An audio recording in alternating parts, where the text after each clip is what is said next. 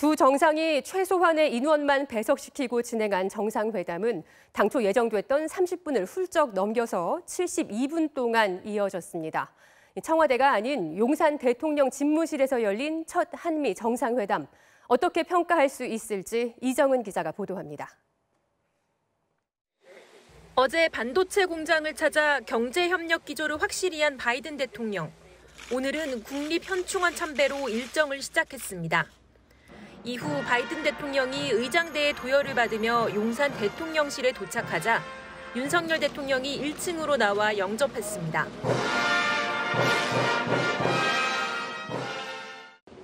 두 정상은 임시로 설치된 포터월 앞에서 기념사진을 찍었고 바이든 대통령은 동맹과 환대에 감사한다고 방명록을 남겼습니다.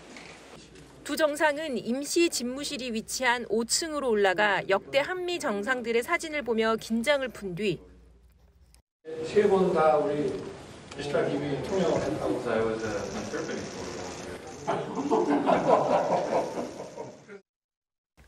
외교장관과 안보실장만 참석하는 소인수 정상회담에 돌입했습니다. 안보 문제를 주로 논의한 소인수 회담은 오후 1시 32분에 시작해 예상 시간인 30분을 훌쩍 넘겨 2시 44분에 끝났습니다. 북한의 핵 위협을 억제하는 방안을 집중 논의하면서 문재인 정부 시절 축소됐던 한미연합훈련, 전략자산 전개에서 나아간 추가 조치를 협의하는 데 집중했습니다. 날로 고도화하는 북한의 핵과 미사일 위협에 대해 저와 바이든 대통령은 심각한 우려를 공유하고 다른 어떠한 이슈보다 이를 우선순위로 다뤄야 할 필요성에 대해서 공감을 했습니다.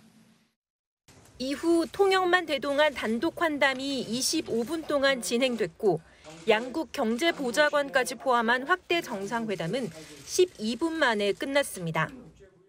Continuing to fight COVID-19, securing supply chains, tackling the climate crisis, deepening our security cooperation to meet regional challenges, and writing the rules of the road to ensure the Indo-Pacific is a free and open area. 중국을 견제하기 위해 미국이 주도하는 인도태평양 경제 프레임워크에 한국이 이미 참여를 결정한 만큼 긴 시간이 걸리지 않은 걸로 보입니다.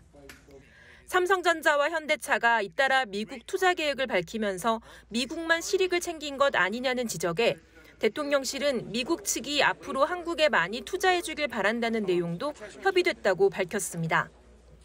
결과적으로 윤석열 대통령은 북한의 위협을 억제하기 위한 안보 문제에 집중했고 중간 선거를 앞두고 있는 바이든 대통령은 기업 투자 유치와 함께 대중국 견제에 한국을 참여시키는 경제적 실리를 챙겼습니다. MBC 뉴스 이정은입니다.